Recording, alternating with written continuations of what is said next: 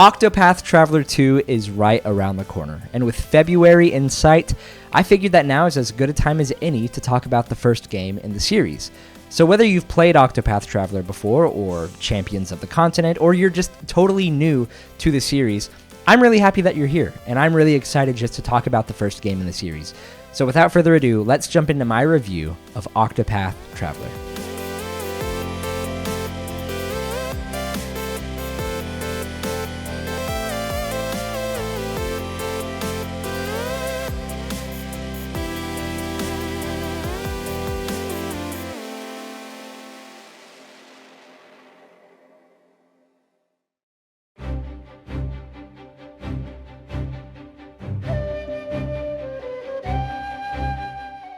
Octopath Traveler was released on the Nintendo Switch on July 13th of 2018.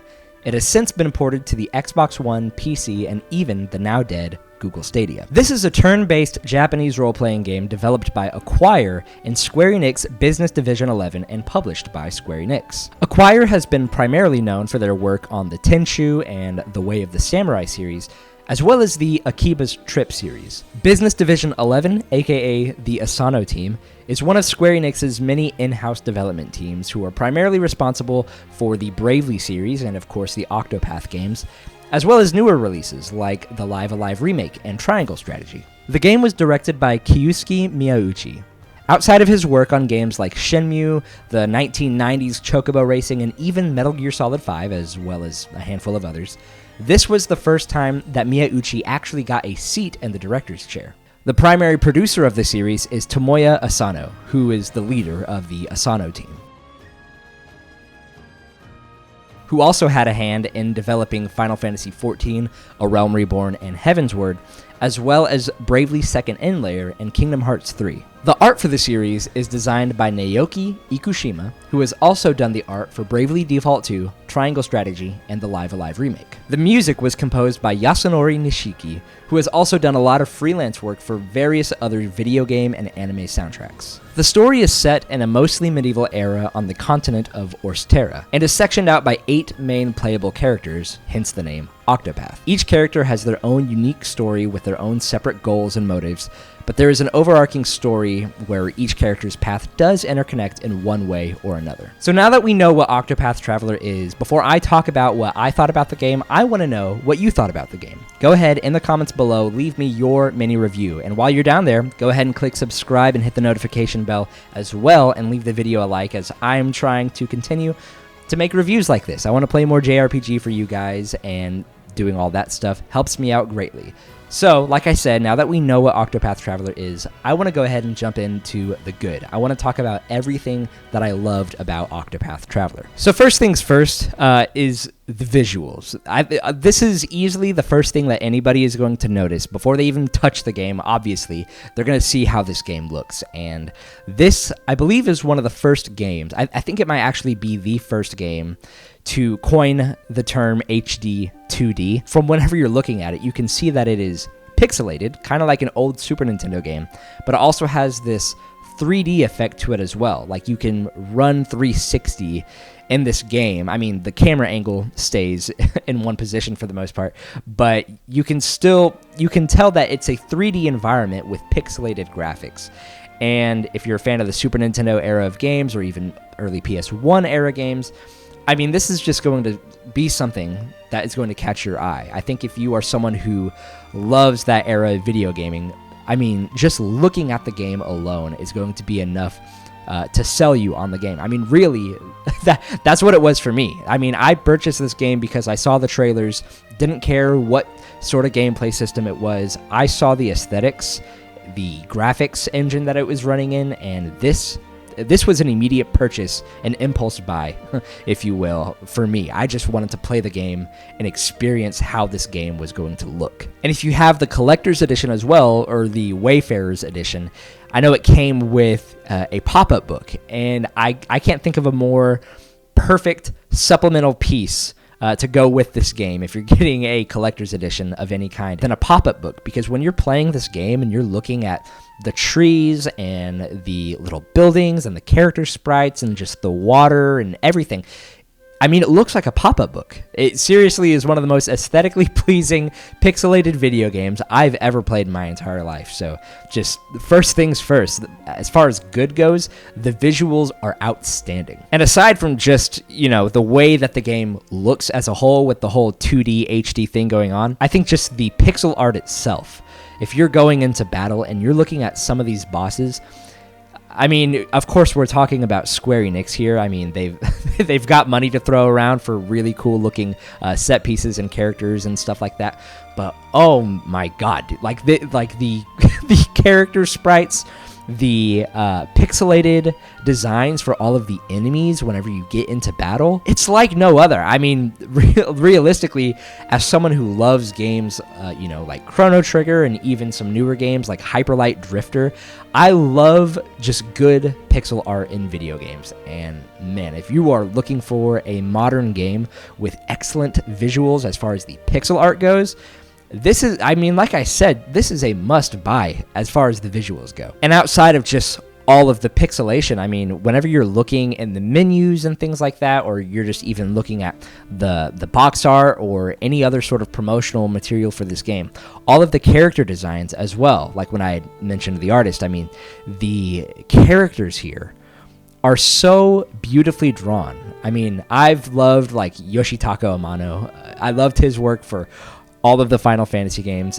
He's still up there as one of my favorite character designers of all time, as well as even Tetsuya Nomura. But Naoki Ikushima, I think, has solidified himself as one of my favorite video game artists of all time. I have not gotten to play too much of the Bravely series, but I've played a little bit of Triangle Strategy, and I loved Live Alive when I played the old fan translation, and when I saw that he was coming into the game to kind of do all of these updated character art pieces, I was so excited. Just looking at all of the art here for this game, I'm putting some on the screen right now, but just looking at the art here, the man knows what he's doing. This is some beautiful artwork. I can't reiterate this enough. The visuals for this game are masterful. I love everything about the aesthetic of this game. But outside of just the visuals, the music here is another huge standout piece. And if you know me and you know just the things that I look for in a video game, music is up there as one of the most important things for me. I will stop playing a game, even if the story's good, even if the visuals are good. If the music is bad, that's going to completely taint my experience for a video game. I'm always going to notice bad music, as well as good music, even just music that kind of fades out into the background. I know I personally just notice that sort of stuff. It's something that I personally hold dear, just when I'm looking for any sort of video game to play. And man, Octopath Traveler, it's got the tunes. The original soundtrack here is fantastic. One of the most noticeable themes for me is just even whenever you start the game, the main theme song here is beautiful.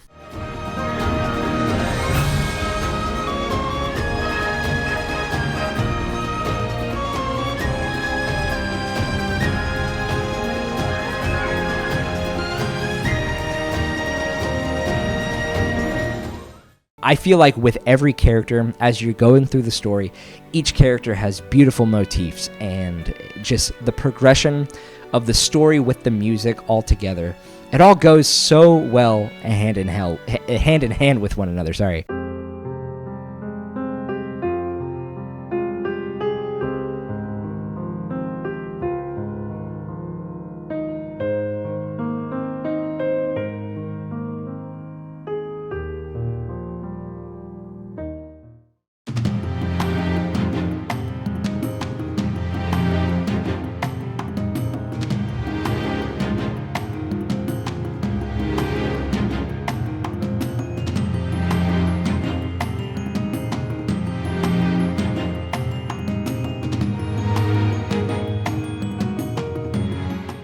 There's even a alternate album that is out as well. That's kind of another supplemental piece here to the soundtrack, and it's called Break and Boost. It's mostly just an alternate album. It's got a lot of songs that you've heard from the original OST, but a lot of the songs, this is just right up my alley. It's a metal cover of a lot of these songs. This is a metal album for the most part, and it's covering a lot of the songs here in this game. And it's beautiful. It's fantastic. It gets me pumped so hard. I mean, the soundtrack to this game, I don't usually listen to a whole lot of soundtracks just in my day-to-day life. Typically, if I'm listening to a video game OST, it's in the video game that I'm playing. Not typically whenever I'm working or anything like that.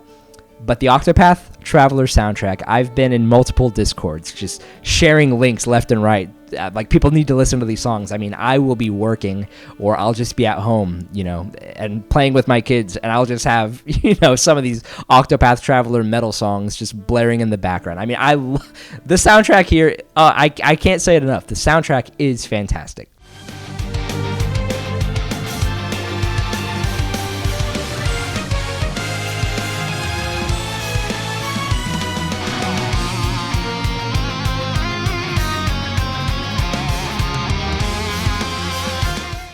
So outside of the aesthetics and just, the more subjective things, and I mean, of course, all of this here is subjective, but jumping into the gameplay here, one thing that I noticed about this game is that the difficulty and just the continuing slide of difficulty throughout the game, the way the difficulty progresses throughout, it's very stable. It's very constant. I mean, there are difficulty spikes in the game, but the game does this thing where on the bottom of the screen, it shows you the danger level of whatever area that you're about to walk into. And that is incredibly helpful. If you have your little party of 4 or even less than that, you will be just kind of walking around for a while in between side quests or story missions and things like that. And there are plenty of dungeons and things like that to grind in, as well as just the overworld. I mean, there's a lot to grind in, and you're going to be kind of doing that, especially in the early portion of the game. And if you don't have a lot of the right spells, magic is definitely going to help you out whenever it comes to grinding. But as far as just the natural progression of the difficulty, as far as that goes, I never really felt like I was far too underleveled for anything, mostly because the game is kind enough to let me know, hey, you're going to go into this dungeon, just so you know, you're level 20, but this is a level 40 dungeon, so go ahead, you can explore, but be sure to be prepared to get your ass handed to you, man, because, I mean, like, the level 40 characters will absolutely demolish you. You're going to get demolished in the game. I mean, it's as easy as that. I mean, there are going to be plenty of times where you'll think that you got it, but you don't. But the game is transparent with you. It's honest with you. If you want to continue grinding, if you want to get, those higher levels so that you can then go into that level 40 dungeon, I mean, you're just going to have to walk around, and you're going to have to, just grind for a little bit. And for me, I never found that too much of an issue. But all in all, just, keeping it as concise as I can, the difficulty progression, it felt really natural to me, and I really appreciated that for a JRPG, especially a random encounter JRPG. I love that. And just talking about combat here as well, the combat system in this game is incredibly intuitive. It's very engaging, and I think it's really easy to learn, and I think that's really important for one, old heads to the JRPG game, but also newcomers as well. This game introduces a break and boost mechanic, and it lends really well, in my opinion, to very tactical battles. After every character's turn, they get what's called a boost point. This works very similarly to the gameplay mechanics in the Bravely games, where you can stack these points to unleash either a ton of basic attacks or a powerful boosted skill. Each enemy has a list of weaknesses beneath them that can be revealed by either trial and error or using a skill to reveal a weakness. Next to those weaknesses is a little shield icon with a number inside of it. By using an attack that corresponds to that enemy's weakness, the shield number will go down. Once all the way down, this is called a break, and now the enemy is extra vulnerable to all attacks and is now immobile for a few turns. Like I said, I mean, as far as just being tactical in battle and choosing your moves wisely, this game can definitely take some time, even just in normal battles. I mean, sure, in these boss battles that are kind of constantly changing throughout the battle, I mean, you're going to be spending a lot of time just figuring out, okay, how am I going to break their shield? How am I going to, get as many attacks as I can and exploit their weakness? But even just in the normal battles as well, as you're walking around and you run into a random enemy, I think this game also is just...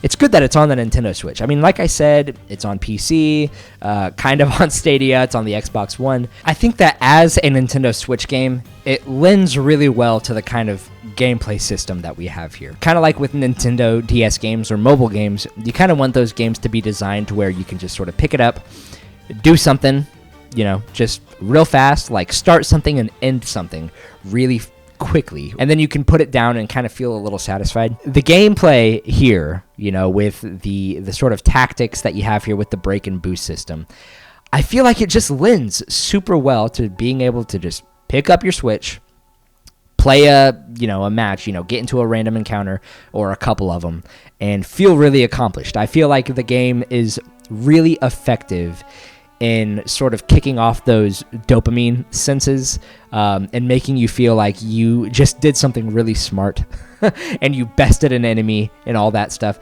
And, you put it down and you gain some experience, you gain some job points and things like that. I think it just works super well. And without getting into, major spoilers here, I'm not going to spoil the game or anything like that. But another thing that I really loved, and especially if you're a fan of, Super Nintendo era RPGs, the final boss here is really, really cool. That's all I will say. If you haven't played the game, the true final boss here to this game is one of the coolest designs that I have seen in a very long time. And another really interesting thing to me, and I actually just found this out very recently, but now that I know it, I think it's really cool, and I actually like the name of the game a little bit better. And I think they're doing the same thing here with Octopath Traveler 2. But the word Octopath, it's an anagram for all of the main playable characters' names: Ulbrich, Cyrus, Tressa, Ophelia, Primrose, Alphen, Therion, and Honnet. I don't know. It's just kind of one of those things. It really has nothing to do with the game itself. But I don't know. I like the name of the game a little bit better now. So that was all the stuff that I loved about the game. These are things that I thought were fantastic. I really, very little that I would change about everything that I just mentioned. But now that we're done with the things that I loved, now let's go ahead and talk about the things that I thought were a little mixed. So these are things that I didn't necessarily hate about the game. Obviously, they weren't things that I super loved about the game either. These are mostly just things that, if I just somehow had the ability to, make the perfect Octopath game, these are just a few things here that I personally would tweak a little bit. Maybe, hopefully in Octopath Traveler 2, these next things in the mixed and in the bad are things that things that will become fixed. One of those things is just the interconnectivity of the characters and their individual stories. One thing about this game is, you have these 8 playable characters, and as you're going through it, each character's story is just there's just a microscope on just that one character and their path, their story. Now, whenever you've played the game, let's say you've played through, 5, 6, 7 of the characters' stories, and you already have a full party of 4, as well as, a bunch of other people, you'll get to a brand new character, and throughout their entire story, basically not a single one of the characters that you've already met and are all traveling together, none of them actually come up in any of these characters' stories. There's optional character dialogue in each person's story. Once you're playing a specific character's story, there's a button that will appear where you can press that button and there will be a little conversation between, 1 or 2 or 3 or 4 or whatever, and you can witness a small little cutscene. They're not voice acted or anything like that. You just read them, but it's kind of the only extent that this game goes to, as far as really making you feel like these characters know each other and are traveling together. You'd think Octopath Traveler, you'd think these 8 characters traveling together, they would have some sort of relationship. They'd have some sort of connection. And the fact that really the only connective tissue within all of the characters, is mostly just optional.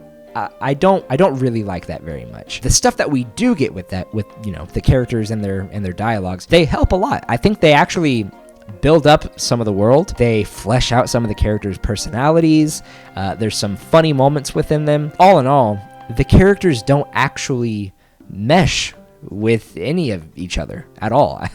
Whoever's story you're playing, a cutscene will play, and it will have just the one character that you're supposed to focus on in that story, but it won't have any of your party member, even though you're supposedly traveling along with each other in this whole story. So story bosses, if you're playing through a character's story and you get to the final boss of that chapter or of their entire campaign, their whole arc, you can do that entire thing with your whole party of people. Everyone in your party, they'll all fight with you in the battle, and they'll all have battle quotes and things like that. And you would think that within a cutscene or something like that, your party, your characters who helped to defeat the boss or whatever, have some sort of, weight in the story. I mean, they were there, supposedly. But this is just one thing that I am really hoping that they fix going forward, like an Octopath Traveler 2. Another thing as far as story stuff goes, and kind of more so side quests,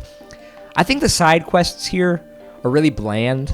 A lot of them are fetch quests. A lot of them are, go kill an enemy, or bring this person to me, or go get this item. That's pretty much all the quests are. I mean, I think there might be a few outliers here and there with some sort of uniqueness to them, but for the most part, the side quests here are really not a whole lot of fun, in my opinion. And that really stinks, because some of them have some of the coolest world building. The true ending to this game is locked within side quests. Once you have finished all 8 characters' stories, individually, each time that you play through one character's entire story, you get credits, and you get credits 8 different times, and I'm not a huge fan of that. You don't get some sort of conclusive collective ending. That is locked within some side quests, so sorry if that is a bit of a spoiler to you, but the side quests here, and here's the thing, if you don't know exactly what side quests is going to lead you to that true ending,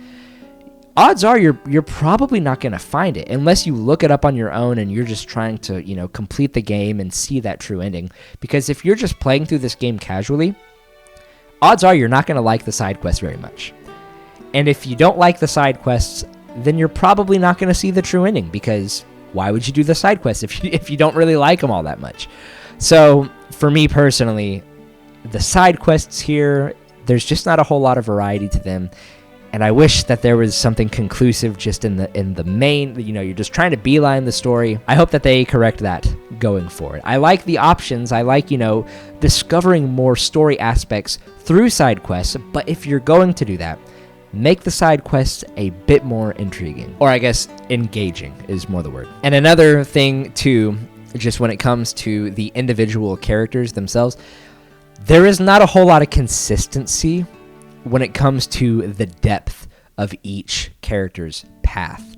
There are a handful of characters that have really, really cool, very mature, stories that I don't think I would let, my little girls, witness, or at least whenever they're old enough to play video games. There are some storylines here that I don't think I would necessarily just put right in front of them. I'm talking about characters like Primrose and even Albrecht to some degree, but they're really well told, and I love them. They're some of my favorite stories here in the game. But then around those characters as well, then you have some other characters, Ophelia and Tressa, these kinds of characters as well, where it feels like the writers kind of lost interest as far as just developing depth for a lot of these characters. I don't think every single story here is bad, so to say. It's just, you have a story like Tressa, where she is going and basically just wants to be an adventurer, a pirate. She's like this merchant character. She just wants to travel the world. And then you have characters like Primrose, where right at the start of her journey, you see that she's just immediately thrown into sex trafficking. And she has this pimp, so to speak. And it's it's really kind of jarring every now and then. And yeah, I don't know. Just if there was just a bit more consistency as far as the depth of each character, whether or not that meant, everything was super deep for each character or everything was just a bit more surface level. I think it's just the constant shifting. It's just a little jarring to me, going from one really deep emotional character to a very playful, friendly, very childish, let a little kid play through the story. Who cares? One of those kind of stories. I would just appreciate a bit more consistency on that front. So with sort of the mixed aspects out of the way, let's just go ahead and talk about the bad. And there are a few things that I really didn't like about the game. And it got to the point where I started noticing some of these things, mostly, the thing I'm about to say. I would notice this happening, and it would get to the point where I would take really prolonged breaks of the game just because I was tired of seeing it over and over and over again. And that is that each character path, with kind of the exception of Ulbrich, each character path follows almost to a T the exact same formula. You start a chapter, you get some cutscenes, you do some investigation, you learn your character's, special skill outside of combat.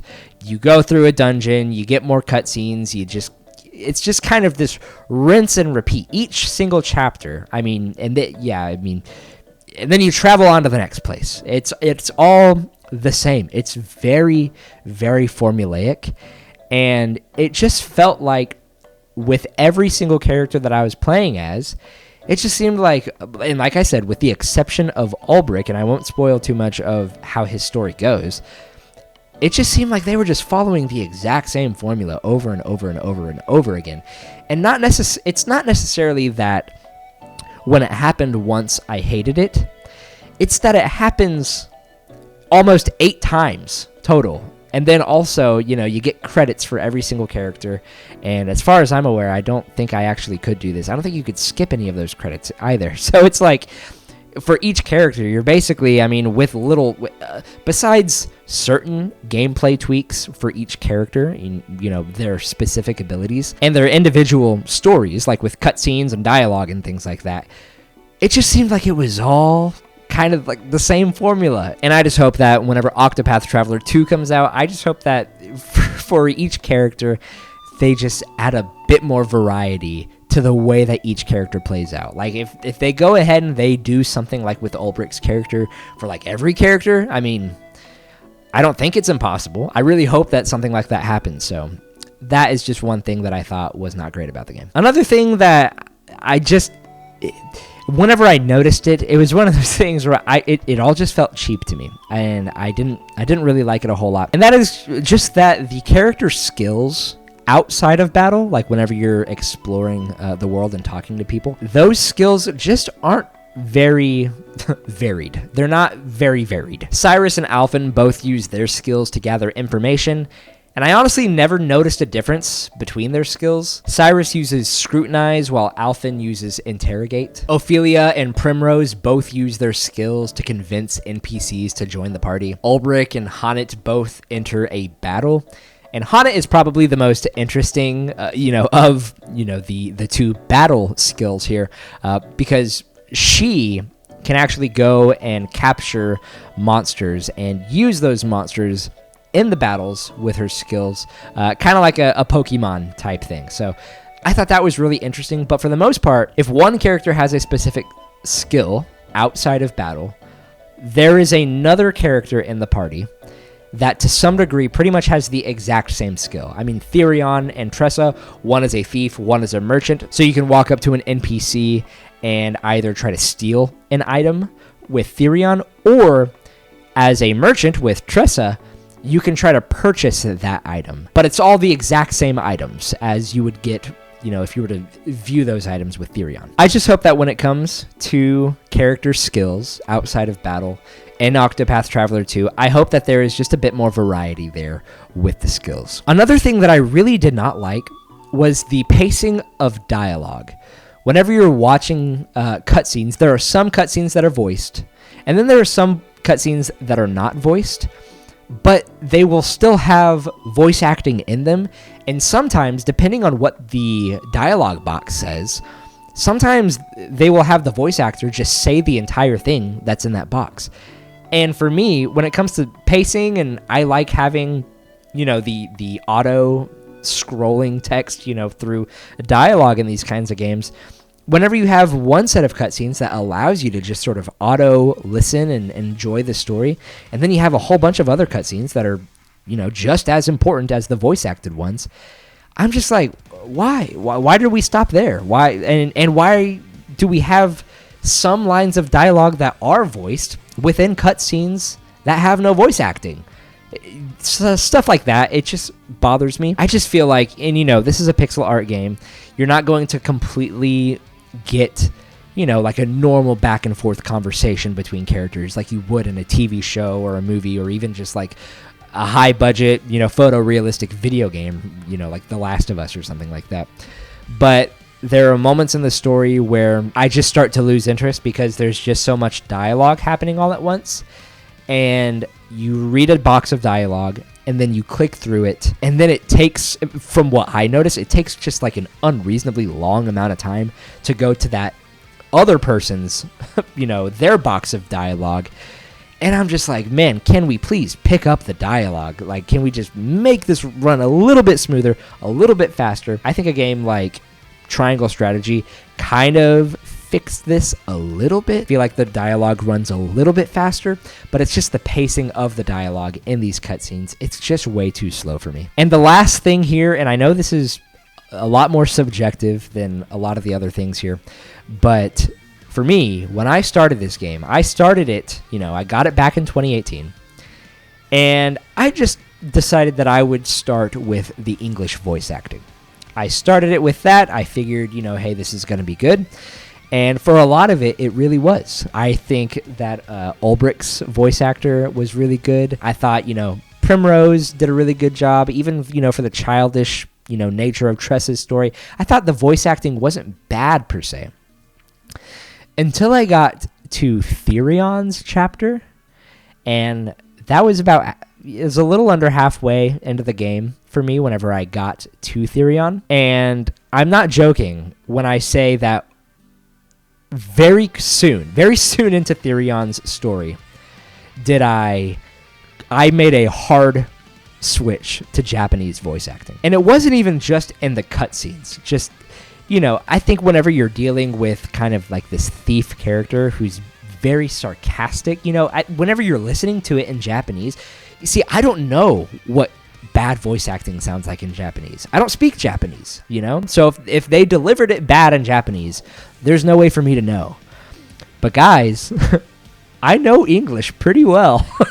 I think whenever I hear a line delivered in English that is just so spine tingling, it's so cringy to the point where I just want to stop playing the game entirely. That's an issue. I mean, like I said, this is subjective. Maybe you heard Therion saying, his where's the nearest tavern? Maybe you heard that a million times and it never bugged you ever. But Jesus, I mean, that was Therion. I mean, it's hard. It's man.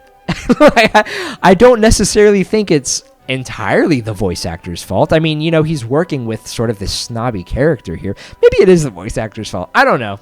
I don't know.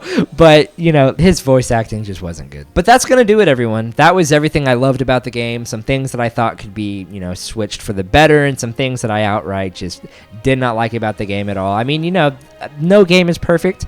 This game was a blast to play. It is a beauty to look at and so good to listen to, especially if you're listening to it in Japanese. I would go ahead and give Octopath Traveler an 8 out of 10. It's got so much good gameplay here. It's got like I said, there is so much good here. I love just so much about this game. There are just a few things here and there that just could use some touch-ups, Like I said, it's not perfect, but we can always strive to kind of get there. I think Octopath Traveler 2 is going to fix a lot of these issues that I know not just myself, but I know a lot of other fans of the game as well are really hoping, Octopath Traveler 2, come on, baby, let's go. Let's fix some of these issues. But like I said as well, go ahead and let me know down below what you thought about the game. In the description below is a link to the Discord where you can join a bunch of other like-minded individuals like myself and other people in the comments of these videos, and you can join the community of, being overleveled, so to say. So if that is something that you are interested in, we would love to see you there. Down below, too, you can also find a link to my Patreon page. This is not a requirement by any means, but if you want access to things like early uploads and things like that, as well as some other, special things down the line that I'm planning on giving out to Patreons, go ahead and check that out. It is the best way that you guys can be my direct sponsors and help me, get to do this full time. I would love to review video games and do rankings, reactions, and things like that. So with all of that said, I hope you enjoyed this review of Octopath Traveler. I will see you guys in the next video.